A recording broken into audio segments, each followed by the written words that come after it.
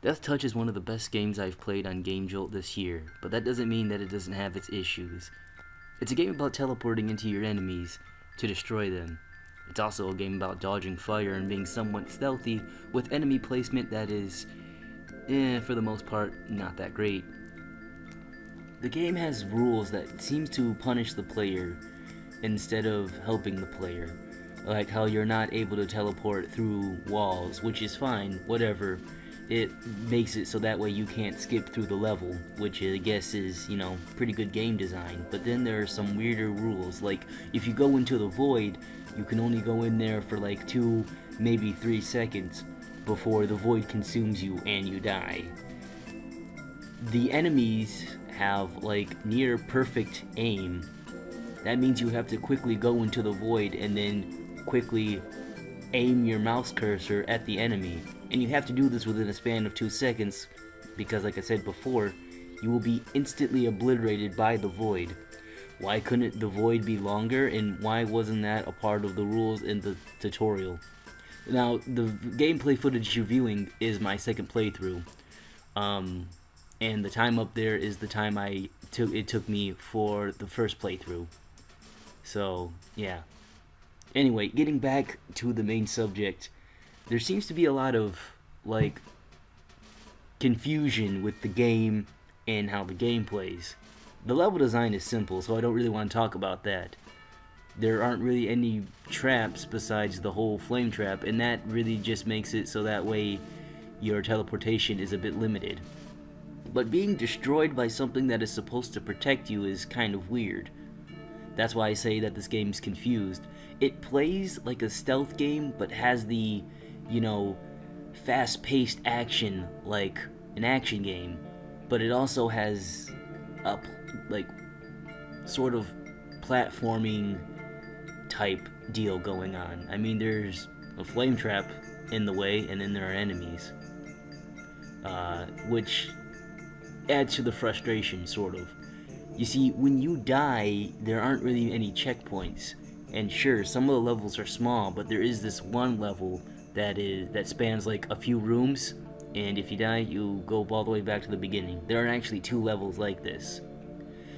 Besides the fact that the teleportation really isn't used that much besides destroying enemies, I feel like it could have been used more. Like, maybe we should have done trickier jumps or something like that. Your character is very fast, but, still very vulnerable to their own power, which is fine.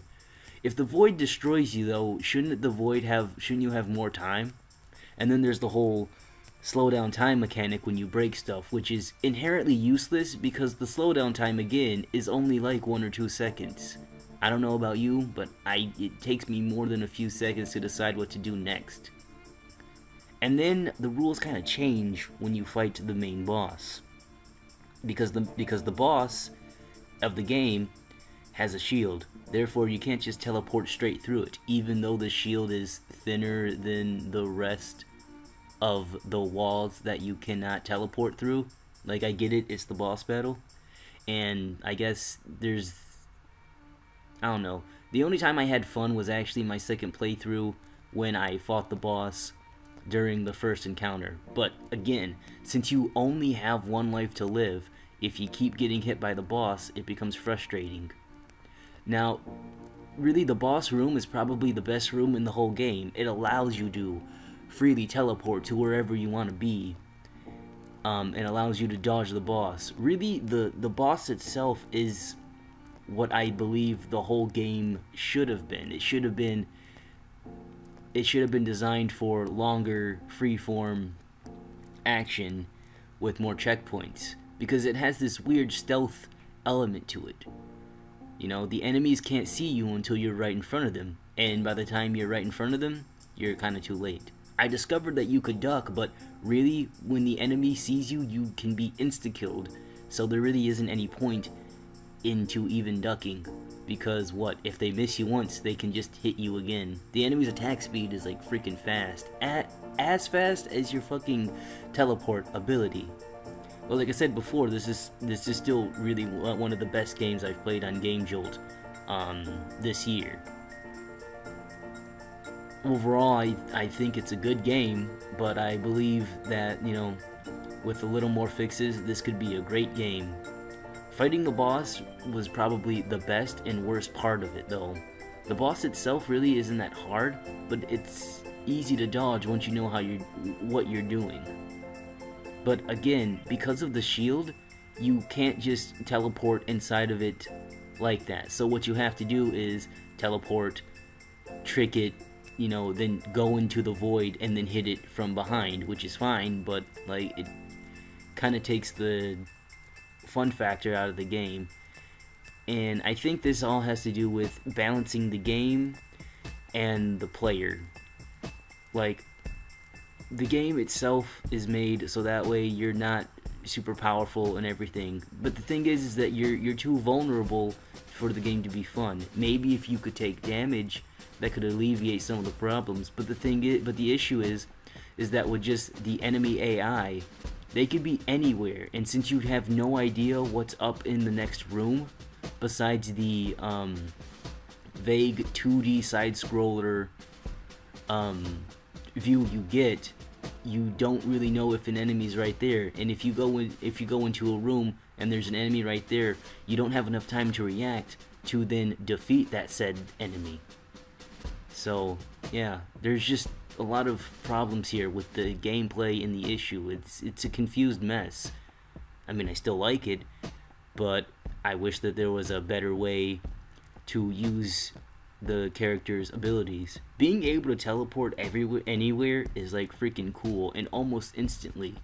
Our character is really fast. But that's kind of it. There really was nothing to do. There was no puzzle element. There was basically nothing to do. There was just some rules, and then some rules that aren't even told to you, I didn't even know that staying in the void would kill you until I stayed in the void too long. So yeah, that's pretty much everything I have to say about this game. Overall, I still think it's a good game. I recommend you guys play it. But just be aware that your experience may not be as fun the first time than it will be the second time. Literally, my favorite part was fighting the boss the second time. That's when the game actually became fun, because I was able to understand the teleporting mechanics. And yeah, that's about it. So yeah, play the game. Bye.